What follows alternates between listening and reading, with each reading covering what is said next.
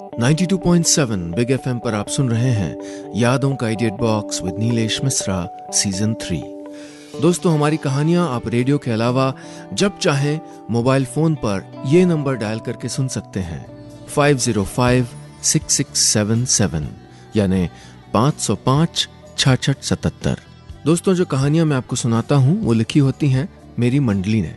जी हाँ, मुंबई, दिल्ली और भारत के कई शहरों में एक राइटर्स की मंडली है जिनको मैं ट्रेन करता हूं। दोस्तों, मैं आपको सुनाने जा रहा हूं वृषाली की लिखी कहानी हमारा टॉप सीक्रेट। पूरा घर गेंदे के फूल और मनोकामनी की लड़ियों से सजा हुआ था। हलवाई ने घी में अभी अभी भाजी के खस्ते तलने के लिए डाले थे। उधर सीढ़ियों के पास शालिनी की सहेलियां किसी बात पे बहुत जोर से एक साथ हंस दी थीं। बैठक से रुक्मी भाभी की ढोलक की थाप गूंज रही थी। फूलों की महक, घी की खुशबू, ढोलक की स्वर लहरी और पूरे घर में गूंज रहे हंसी ठहाके घर को शादी वाला भारतीय घर बना रहे थे। सीढ़ियों के बीचों बीच खड़े होकर प्रशांत भैया टेंट वाले से बात कर रहे थे। हाँ, ले लेना तुम 2000 रुपए, पर सुन ले, हमारी बहन की शादी है। जो बारिश की एक बूंद भी पंडाल के अंदर आई तो 1 रुपया ना दूंगा। बारिश करते करते सीढ़ियां उतर गए थे वो। अरे गिरीश को देखा क्या कहीं? ये लड़का भी पागल करेगा मन ने। भैया, दादा भाई तो शालिनी के पास गए ऊपर, कह रहे थे आप पूछें तो बता दूं, शालिनी की सहेली ने कहा। प्रशांत भैया मुस्कुरा दिए। कहने को तो उनकी मासी के बच्चे थे, लेकिन बड़े वो सब सगे भाई बहनों जैसे ही हुए थे। गिरीश 9 साल का था और शालिनी 3 साल की जब मासी मौसा एक कार दुर्घटना में चल बसे थे। शालिनी अपने मन की सिर्फ गिरीश से कहती। प्रशांत भैया तब खुद 17 साल के थे। उनकी मां दोनों बच्चों को अपने साथ ही जयपुर ले आई थी। आज शालिनी 25 बरस की नई नवेली दुल्हन बनने जा रही थी। गिरीश भी गबरू जवान, एकदम फौलाद सा दिखता था। मूंछों पे ताव तो ऐसे देता कि बस पूछो मत। था भी फौज में। प्रशांत भैया ख्यालों को झटकते हुए वापस ऊपर आए। शालिनी अपनी मेहंदी में गिरीश से शुभम का नाम ढूंढवा रही थी। गिरीश मूंछों पे ताव देता हुआ ना खोज पाने का नाटक कर रहा था। असल में तो वो भी शालिनी की गाढ़ी मेहंदी निहार रहा था। प्रशांत भैया की आंखें भर आई थीं। कब इतनी बड़ी हो गई है खुद की मेहंदी में नाम ढूंढवाए। गिरीश उनको देख के बोला, आइए भाई साहब, आपने भी ये बावरापन करना है? हाँ तो ठीक है, यह तो हमारे लिए चुटकियों का काम है। तू जा, वरना हलवाई मन नहीं भून देगा अब। गिरीश प्यार से शालिनी का गाल थपथपाता हुआ चला गया। क्या रामासरे भाई साहब, बूंदी के लड्डू का ना बने अभी तक? अरे लड़के वालों के अकल दगरे भेजने हैं। और तू बेजू, ये दरिया के ब्याह के बाद बिछेंगी आंगन में?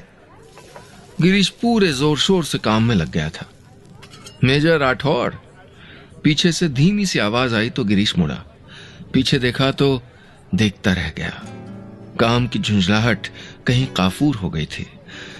सामने मुस्कुराती हुई नमिता खड़ी थी।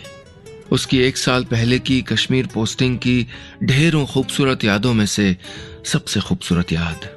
नमिता, जिसके जितना सुंदर और खुश मिजाज गिरीश को कोई दूसरा मिला ही नहीं था।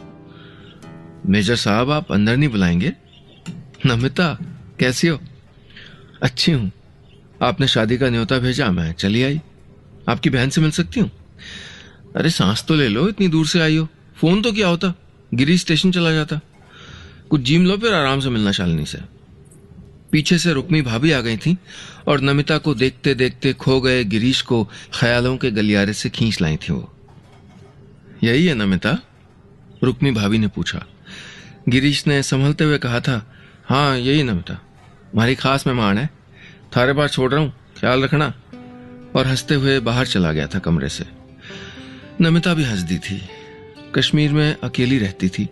छोटा सा घर था और जिस घर की खास मेहमान थी वो, वहां रिश्तों से भरे पूरे घर परिवार को देखने ही तो आई थी इतनी दूर से। गिरीश कहता था कि रुक्मी भाभी के स्नेह से तो मुर्दे भी जी जाया करते थे। फिर नमिता को तो स्नेह के स्पर्श मात्र से सुकून मिल जाता था। अकेलापन प्यार की भूख बहुत बढ़ा देता है शायद, और तृप्त भी जल्दी कर देता है। शाम तक रुक्मी भाभी ने नमिता की खूब आवभगत की, खूब बातें की। गिरीश और शालिनी ही तो थे उनके बच्चे। ईश्वर ने उन्हीं से गोद भरी थी रुक्मी की।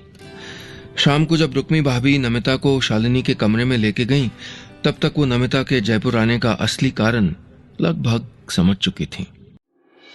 92.7 बिग एफएम पर आप सुन रहे हैं यादों का edit box with Nilesh Mishra season 3। दोस्तों, रेडियो के अलावा आप हमारी कहानियां जब चाहे मोबाइल पर ये नंबर डायल करके सुन सकते हैं 505-6677 505-6677। दोस्तों, मैं आपको सुना रहा हूं अपनी मंडली की सदस्य वृषाली की लिखी कहानी हमारा टॉप सीक्रेट। इस कहानी में अब तक आपने सुना मेजर गिरीश की छोटी बहन शालिनी की शादी की तैयारियां चल रही हैं। उनके बड़े भाई प्रशांत तैयारियों की देख के लिए उनको नीचे भेजते हैं, जहां अचानक से नमिता आ जाती है। उसका परिचय वो अपनी भाभी से खास मेहमान बता के करते हैं। शाम तक ही भाभी नमिता के जयपुर आने का असली कारण समझ जाती है। नमिता से गिरीश की पहचान उनकी 1 साल पहले की कश्मीर पोस्टिंग से है। अब आगे। गिरीश शालिनी के कमरे की ओर जा रहा था। फूल वाले को फोन मिला ही रहा था कि अचानक सामने से आते एक साड़ियों के पहाड़ से टकरा गया। क्या है, दिख के कौन चल सको? झुंझलाए हुए नजर उठा के देखा तो नमिता थी। अरे आप माफ कीजिएगा, आप क्यों कर रही हैं सब? साड़ियां उसके हाथ से लेते हुए गिरीश बोला। बांधनी और लहरिये के उस सागर में वो रेशमी कश्मीरी कढ़ाई में अलग सी ही लग रही थी।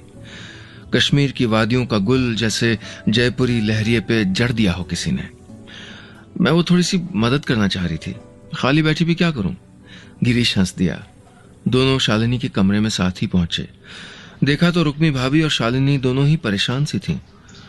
अरे बना अच्छो वो जो आ गए, हमारा काम कर दो ना एक। क्या हुआ भाभी साहब? फिक्र भरी नजरों से वो भाभी सा और शालिनी को देखते हुए बोला, यो शालिनी की कल की साड़ी है। नमिता बाईसा के साथ जरा जाके मैचिंग चूड़ियां और बिंदी ला लो ना। जल्दी जल्दी में मैंने शगुन में वो भी बेच दिए हैं। हे भगवान, मार डालो थे दोनों मारे को। शक्ल देखिए पड़ी।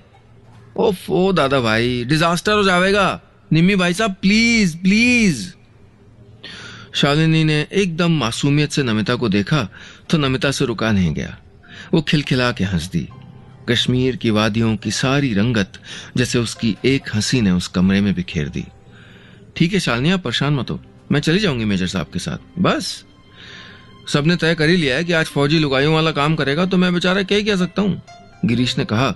और नमिता फिर से हंसते हुए गिरीश के साथ चल दी। बापू बाजार तक के रास्ते में नमिता काफी चुप थी। बहुत थक गई हो क्या नमिता? आई एम सॉरी, वो शालिनी और भाभी। नहीं, मैं वो नहीं सोच रही थी। मैं तो ये सोच रही थी कि यहाँ कितना जुड़ाव है सब में। देखो तो, बहन के लिए फौजी भी बिंदी लेने जा रहा है। हाँ, उड़ा लो मजाक। उसकी शादी नहीं होती ना तो मैं कभी काम नहीं करता। वैसे आपकी पराठों की दुकान कैसी चल रही है? ओफो, वो पराठों की दुकान नहीं है, श्रीनगर का बेस्ट रेस्टोरेंट है। वहां जहां आपके जैसे कई फौजी अपनी पूरी पोस्टिंग में आउट ऑफ मेन्यू आलू का पराठा जबरदस्ती बनवा के खाते हैं। बाकी फौजियों की तरह ही गिरीश भी कई बार नमिता के रेस्टोरेंट में खाने चले जाया करता था। एक दिन वो अड़ गया कि आलू का पराठा ही चाहिए। हार के उसको समझाने नमिता को बाहर आना पड़ा था और फिर गिरीश के लिए आलू का पराठा उसने खुद बनाया था। इसी आलू के पराठे की रोज की फरमाइश ने गिरीश और नमिता को दोस्त बनाया था। और फिर न जाने कब धीरे धीरे नमिता के दिल में गिरीश के लिए एक खास जगह बन गई थी। 92.7 बिग एफएम पर आप सुन रहे हैं यादों का edit box with Nilesh Mishra season 3। दोस्तों, रेडियो के अलावा आप हमारी कहानियां जब चाहे मोबाइल पर ये नंबर डायल करके सुन सकते हैं 505-6677 505-6677। दोस्तों, मैं आपको सुना रहा हूं अपनी मंडली की सदस्य वृषाली की लिखी कहानी हमारा टॉप सीक्रेट। इस कहानी में अब तक आपने सुना मेजर गिरीश की छोटी बहन शालिनी की शादी में कश्मीर से नमिता आई है। नमिता वही है जिसके रेस्टोरेंट में गिरीश अपनी कश्मीर पोस्टिंग के दौरान रोज खाना खाता था, और वहीं नमिता उसकी अच्छी दोस्त बन गई थी।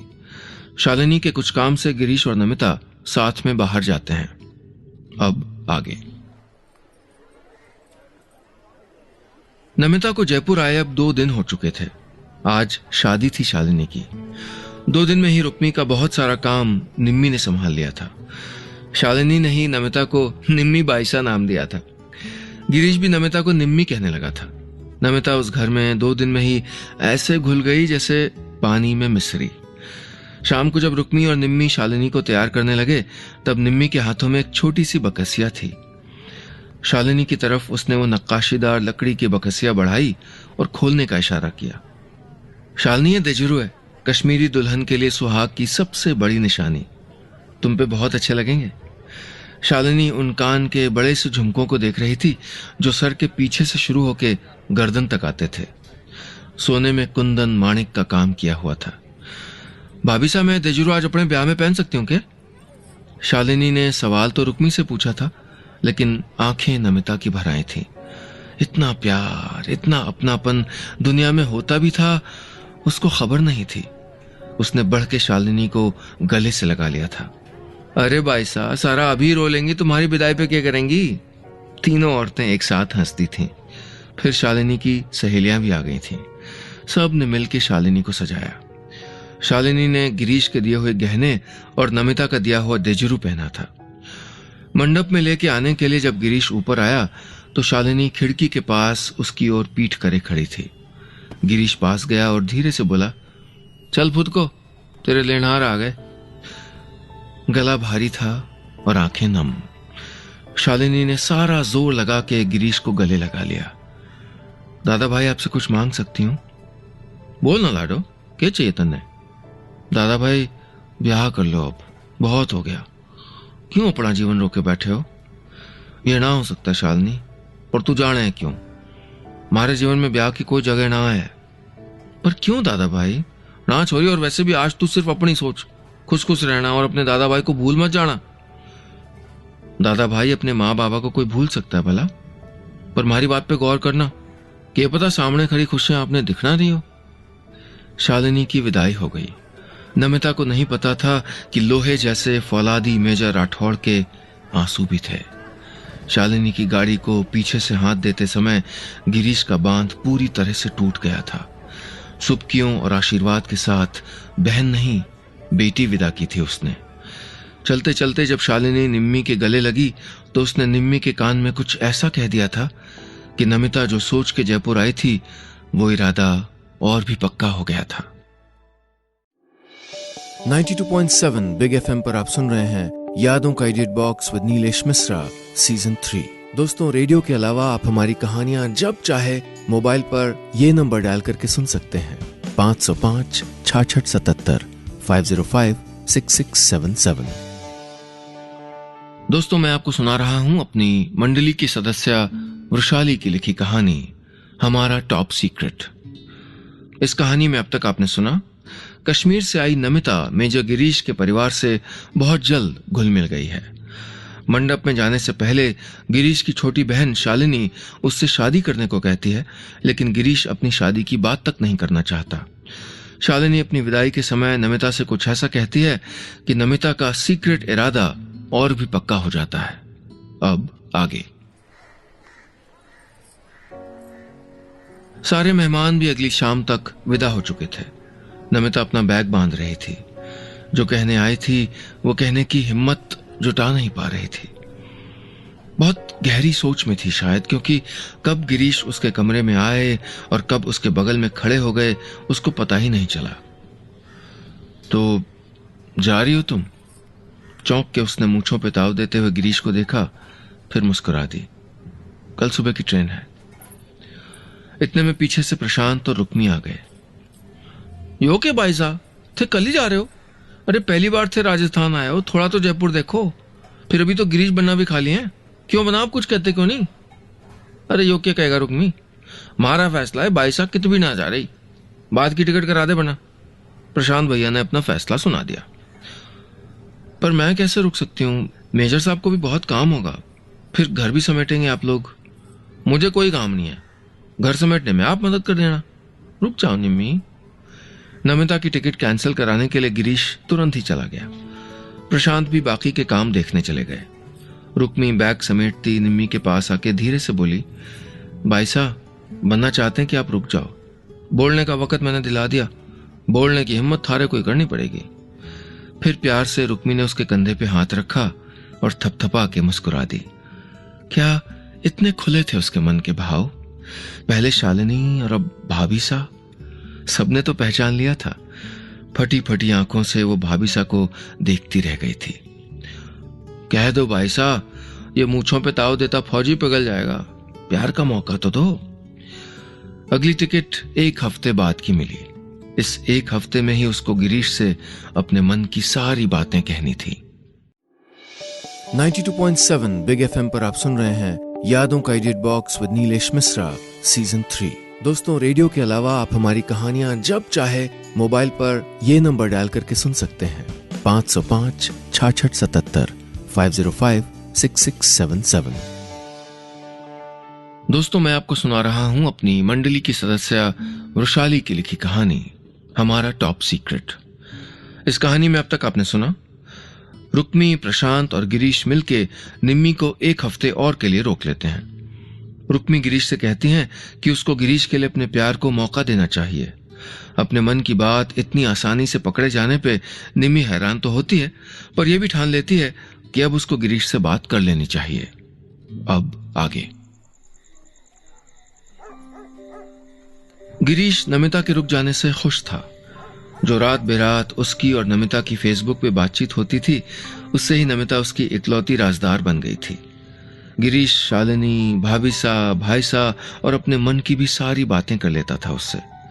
निम्मी के पास तो सिर्फ अपने रेस्टोरेंट की बातें होती थी, जिसको वो पराठों की दुकान कहता था।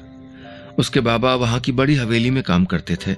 उनके गुजरने के बाद हवेली की मालकिन ने निम्मी को पढ़ाया और उसने श्रीनगर में ही एक अंग्रेजी सा हिंदुस्तानी रेस्टोरेंट खोल लिया था। बहुत चलता था वो। गिरीश अगले 1 हफ्ते नमिता को नहीं, निम्मी को अपनी आंखों से जयपुर दिखाना चाहता था। निम्मी की छोटी सी मुस्कान भी उसको एक अजीब सी शांति दे जाती थी। गिरीश इस शांति के बारे में न तो सोचना चाहता था और न कारण समझने के लिए तैयार ही था। पहले 2 दिन तो सबको साथ मिलकर घर समेटने में, आने जाने वाले लोगों से मिलने में और खातिर करने में ही निकल गए। तीसरे दिन जब निम्मी भाभी सा के साथ चौके में थी तो अचानक से ही गिरीश वहां आ गया। निम्मी, बहुत हो गया, तुमको इसलिए ना रोका था। 5 मिनट में तैयार हो के आओ, आज जयपुर दर्शन का तुम्हारा पहला दिन है। अरे पर मेजर साहब, यहाँ बहुत काम है, भाभी सा देख लेंगी, तुम बस तैयार होके गाड़ी के पास मिलो। इतना बोल के वो वहां से चला गया। भाभी सा हंसती हुई निम्मी से बोली, जाओ भाई सा, घूम के आओ। निम्मी भी मुस्कुराती हुई तैयार होने चली गई। उस दिन गिरीश ने निम्मी को सहेलियों की बाड़ी, सिटी पैलेस, जंतर मंतर, जयगढ़ का किला सब दिखाया। जयगढ़ के किले में जब निम्मी दीवा बुर्ज पे चढ़ के सामने पसरे मैदानों को देख रही थी तो उसके आंखों की चमक ने गिरीश के दिल का कोई कोना रोशन कर दिया था।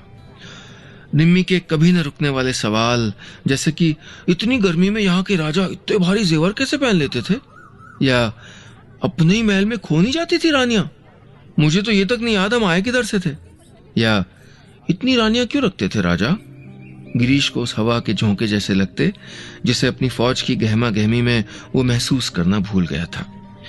शांत और कम बोलने वाली निम्मी कहीं गायब थी। इस निम्मी में तो बच्चों जैसा अल्हड़पन था, वो जो अपनी दुनिया से एकदम अलग दुनिया देख के उसको अपने आप में ही समेटने की कोशिश कर रहा था। शाम को जब वो घर पहुंचे तो पता चला कि रुक्मी भाभी को सीढ़ियों से फिसल के पैर में मोच आ गई है। प्रशांत भैया का कोई अता पता नहीं था। गिरीश और निम्मी जब देखने गए तो हंसी पे काबू न कर पाए। भाई साहब कोहनी तक आटे के घोल में डूबे हुए थे और आटा था कि परात को छोड़ के चौके में पूरा पसरा हुआ था। अब थारी भाभी साहब की मदद ही कर रहा था, मारे को क्या पता था कि आटा 1 मिनट में कड़ा और 1 मिनट में पानी हो जावे। भाई साहब कुछ खींच के बोले। निम्मी हंसते हंसते उनके हाथ से परात लेते हुए बोली, रहने दीजिए भैया, मैं कर लूंगी, आप लोग जाइए, खाने का मैं देख लूंगी। गिरीश निम्मी की बेतकल्लुफी पे हैरान था। कब निम्मी इतनी अपनी हो गई थी उन सब के लिए। अगली सुबह निम्मी ने फरमान जारी कर दिया कि वो सबके लिए पराठे बना रही है और आज सारा काम वही करेगी, भाभी सा नहीं। शाम को गिरीश भी निम्मी का हाथ बटाने में लग गया। तो फौजियों को प्याज काटना भी आता है? किसी को बताना नहीं, हमारा टॉप सीक्रेट है ये, गिरीश ने कहा तो निम्मी हंसती। बस बहुत हो गया, दोनों हमारे चौके से बाहर निकलो इसी वक्त। बना चूल्हा चौका करवाना था तो महाराज रोक लेते, बाईसा को क्यों रोका? रुक्मी भाभी निम्मी को हटा के कढ़ी संभालती हुई बोले, जाओ थे दोनों जहां मन हो, बस हमारे चौके से और हवेली से बाहर जाओ। गिरीश नमिता को जवेरी बाजार ले गया। बाजार की चहल पहल और दुकानों में बिखरे हुए रंगों में फिर वही अल्हड़ निम्मी वापस आ गई थी। बहुत देर लगा के निम्मी ने सबके लिए कुछ न कुछ ले लिया। गिरीश ने भी निम्मी को एक बांधनी का सूट दिलाया। निम्मी ने तुरंत ही मैचिंग मोजरी और झुमके खरीद लिए। घर पहुंच के गाड़ी से उतरते हुए गिरीश बोला, निम्मी कल सुबह सुबह तैयार है ना, एक मंदिर चलेंगे। जैसी तरह हुकुम, टूटी सी राजस्थानी में नमिता ने कहा और गिरीश बड़ी सी मुस्कान लिए अपने कमरे में चला गया। 92.7 बिग एफएम पर आप सुन रहे हैं यादों का edit box with Nilesh Mishra season 3। दोस्तों, रेडियो के अलावा आप हमारी कहानियां जब चाहे मोबाइल पर ये नंबर डायल करके सुन सकते हैं 505 6677 505 6677। दोस्तों, मैं आपको सुना रहा हूं अपनी मंडली की सदस्य वृशाली की लिखी कहानी हमारा टॉप सीक्रेट। इस कहानी में अब तक आपने सुना, गिरीश निम्मी के रुक जाने से खुश है और वो उसका पूरा जयपुर अपनी तरह से घुमाता है। निम्मी के अल्हड़ सवाल और उसके परिवार के साथ निम्मी की बेतकल्लुफी गिरीश को कहीं छू जाती है। गिरीश अगले दिन निम्मी से एक मंदिर चलने के लिए तैयार रहने को कहता है। अब आगे। सुबह का जयपुर बादलों में ढका हुआ था। निम्मी गिरीश के दिलाए हुए चटख लाल रंग के सूट में ही तैयार होकर आ गई थी। गिरीश ने भी निम्मी का दिया हुआ सफेद कश्मीरी कढ़ाई का कुर्ता ही पहना हुआ था। दोनों एक दूसरे को देख के थोड़ी देर तक कुछ बोल ही नहीं पाए थे। फिर गिरीश उसको एक खुली जीप में बिठा के शहर के बाहर चूलगिरी की पहाड़ी पे बने जैन मंदिर ले गया। निम्मी ने पहले जैन मंदिर कभी नहीं देखे थे। वहां की शांति उसको अलौकिक सी लगी थी। 1 घंटे की आवाज से पूरा प्रांगण गूंज रहा था। अपनी ही सांसों को सुन पा रही थी जैसे वो, सिर्फ पंछियों की चहचहाहट और गिरीश के साथ होने का एहसास। पहाड़ी उतरते वक्त गिरीश ने जीप किनारे लगा ली। धूप छांव का मौसम था। निम्मी जीप के बोनट पे बैठ गई और गिरीश पास ही टेक लगाए खड़ा था। दोनों वहीं से नीचे घाटी देखने में खो गए। बहुत शांति मिलती है मुझे यहां, गिरीश ने कुछ सोच के कहा। मेरा सुकून तो चीड़ का पेड़, डल झील का शिकारा है, इम्तियाज की नाव है, उसके गीत हैं। अकेलापन सालता नहीं निम्मी, कोई भी तो नहीं है वहां। पहले तन्हाई में कभी कभी डरती थी, फिर किसी के ख्याल साथ रहने लग गए और अब पूरा श्रीनगर अपना होके भी अपना नहीं लगता। घाटी की ओर देखते देखते ही नमिता कह गई थी। गिरीश नमिता की ओर मुड़ के बोला, किसके ख्याल नमिता? गिरीश को पता नहीं क्यों पर किसी और का ख्याल और नमिता का नाम एक साथ अच्छे नहीं लगे थे। बोलो ना, किसके ख्याल? निम्मी गिरीश की तरफ घूमी और उसको देख के बोली, उसी के ख्याल में जरा राठौर जो मेरे रेस्टोरेंट में रौब झाड़ के जबरदस्ती पराठे बनवाता है, मुझे मेरे साथ बैठा के खिलाता है, जिसे मेरा रेस्टोरेंट पराठों की दुकान लगता है, जो हर शुक्रवार मुझसे पूछता है कि क्या भीड़ ज्यादा होगी अगले 2 दिन, तुम अकेले संभाल लोगी ना, जो मेरे दवाई के टाइम पे वॉइस मैसेज भेजता है, दवा लेना मत भूलना भुलक्कड़। वही मेजर साहब जो मुझको अपनी बहन की शादी में बुलाता है और विदाई तक उस शादी को मेरी बहन की शादी बना देता है, जहां मुझे प्यार, अपनापन और अपने सब दे जाता है, बिन मांगे, बिन जताए। उसी के ख्याल अकेला नहीं छोड़ते। गिरीश मूक उसको ताके जा रहा था। जमीन शायद थी उसके पैरों के नीचे, या शायद नहीं भी, समझ नहीं पा रहा था वो। नमिता प्यार करती थी उससे, वो भी तो यही बात सुनना चाहता था। फिर कुछ होश में आते हुए बोला, ये नहीं हो सकता नमिता, मैं फौजी हूं, जाने कहां कौन सी गोली मेरे इंतजार में बैठी हो। 3 साथियों को खो चुका हूं, देखा है उनकी बीवियों का क्या हाल होता है, क्या दे सकता हूं मैं तुमको? नहीं निम्मी, मैं अपनी लाइन ऑफ ड्यूटी में तुम्हारी जिंदगी दांव पे नहीं लगा सकता। फौजी के घर नहीं बसाते, जहां से मैं देख रही हूं मेरी एक एक सांस इस फौजी के नाम है, उस फौजी के जो भाई भी है, बेटा भी है, फिर वो पति क्यों नहीं हो सकता? मैं इंतजार करूंगी आपका, फिलहाल घर चलते हैं, ट्रेन है मेरी शाम की। घर पहुंचे तो दोनों चुप थे। शालिनी की कुछ सहेलियां आके नमिता को पास से हाट तक घुमाने ले गई थी। गिरीश अपने कमरे में चला गया। रुक्मी भाभी जब वहां पहुंची तो गिरीश शालिनी की तस्वीर लिए खिड़की के पास बैठा था। क्यों जाने दे रहे हो बना उसे? भाभी सा, ना बना, क्यों खुद को रोक रखा है इस फजूल की सोच में? अरे आनी होगी जब तब मौत भी आएगी। थारे रोकने से जब मौत ना रुकेगी तो जिंदगी क्यों रोकते हो? बना, वो थारे को बहुत चाहे है, थे भी तो पसंद करे उसको। मत करो ये पागलपन, आगे थारी मर्जी। न भाभी ने उसकी कुछ सुनी और न कही, उसे सोच में डूबा हुआ छोड़ के वापस चली गई। शाम को जब निम्मी के जाने का वक्त हुआ तब आंगन में उसका सामान रखा था और वो सबसे विदा ले रही थी। आंगन में उतरने वाली सीढ़ियों पे अचानक ही गिरीश आया और वहीं बीच सीढ़ियों से बोला, मैं आज शिकारा और झील तो नहीं ला सकता, लेकिन चूलगिरी के पर्वत जब चाव ले जा सकता हूं। चाहो तो पराठों की दुकान यही खोल लेना, भाभी साहब को भी अच्छा लगेगा। मत जाओ निम्मी, इन 10 दिनों में आदत हो गई तुम्हारी। अब और ना मैं खुद को रोकना चाहता हूं न रोकूंगा। ब्याह कर लो मारे से। निम्मी लंबे लंबे डग भरती हुई सीढ़ियां चढ़ी और गिरीश के गले लग गई। फिर धीरे से उससे बोली, मारे पराठों के वास्ते प्याज काटोगे मेजर सा? वो हमारा टॉप सीक्रेट है। बस इतनी सी थी ये कहानी।